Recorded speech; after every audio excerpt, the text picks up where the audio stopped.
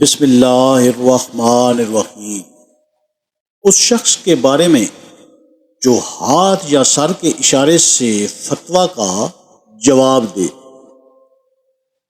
ہم سے موسیٰ بن اسماعیل نے بیان کیا، ان سے وہیب نے، ان سے ایوب نے اکرمہ کے واسطے سے نقل کیا۔ وہ ابن عباس رضی اللہ تعالی عنہما سے روایت کرتے ہیں کہ نبی کریم صلی اللہ علیہ وآلہ وسلم سے آپ کے آخری حج میں کسی نے پوچھا کہ میں نے رمی کرنے یعنی کنکر پھینکنے سے پہلے ذبح کر لیا۔